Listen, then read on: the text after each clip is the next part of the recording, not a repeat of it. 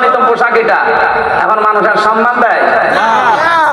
কিন্তু দোষ তো এদের না, দোষ তো ওইগুলো, এই বেনজির, এই মনিরুল, এই হাবিব,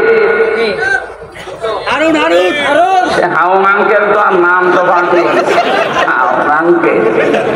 আমি ওই ছোট হুজুরটার সাথে ছিলাম জেলখানে, পিসকে হুজুর যেটা মাদানি, আমারে বলছে হামজা ভাই আমি এমনি মানুষ ছোট, আমার এই পর্যন্ত, আমার আর ওরা এক ঘরে গিয়েছিল, আমি এমনি ছোট মানুষ, আমার জিনিসপত্রও ছোট, আসলেও ছোট, অতটুকু মানুষের জিনিসপত্র আর কি হবে।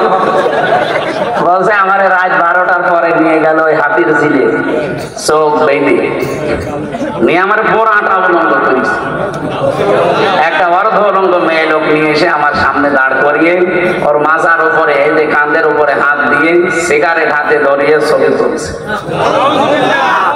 এনার মতো এক এসআইকে ডাক দিয়ে বললাম ভাই আপনারা যা করছেন এটা কি হারুন সাহেব জানে না? মানে উনি তো করাচ্ছে। বলছে ওই দিন আমার এত অসহায় লাগছিল, কারণ আমার শরীরে কোনো পোশাক নেই, একেবারে পুরা উলঙ্গ করে আমার,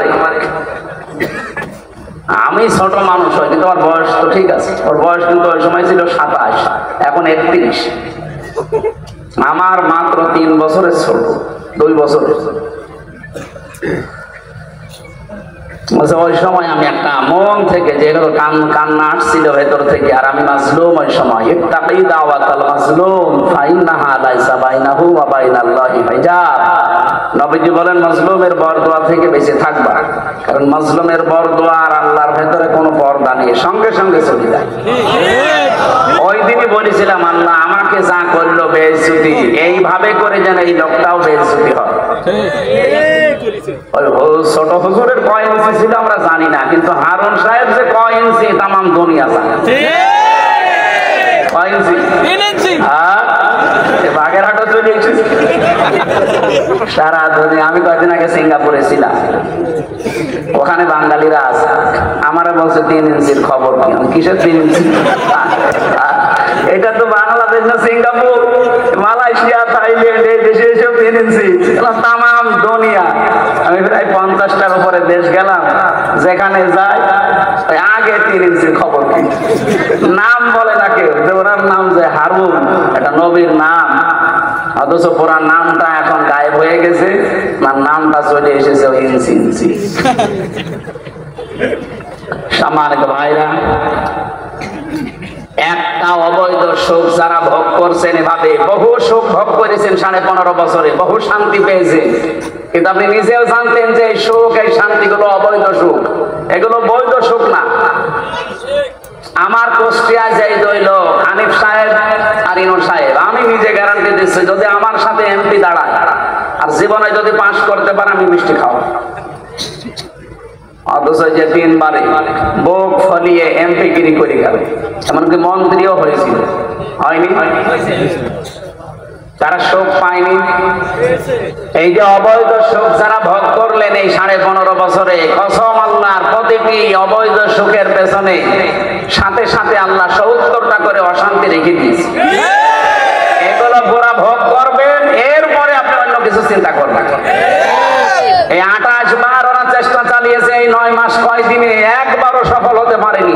একটাই কারণ যত অবৈধ সুখ ভোগ করেছে, প্রতিটি সুখের পেছনে সাথে সাথে কয়টা করে? যদি 15.5 বছরে ওরা 50টা সুখ ভোগ করে, তাহলে আপনি হিসাব করে দেখেন 3500 অশান্তি ভোগ করা লাগবে তাদের। 3500 অশান্তি ভোগ হয়েছে? আপনি কোন সাহসে বলেন যে আমি চট করে চলে আসবো? আপনার এই অশান্তিগুলো ভোগ করা লাগবে না? এগুলো সব ভোগ করবেন, এরপরে বলবেন যে আমি চট করে চলে আসবো। আর আমার মনে হয় এত সুখ ভোগ করার পরে যে অশান্তিগুলো আল্লাহ দেবে, এক একটাই 70টা, 50টা হলে 3500, আপনি আর বেঁচে থাকতে পারবেন, আপনি কবরে চলে যাবেন।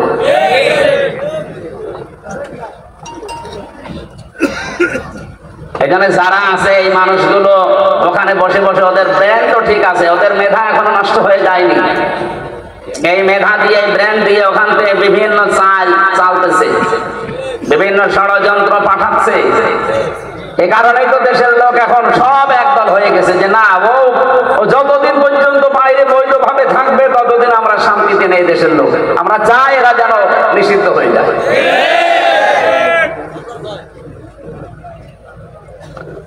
এর আগে শতবার তাদেরকে সুযোগ দিয়েছে, প্রত্যেকবার ক্ষতি করেছে।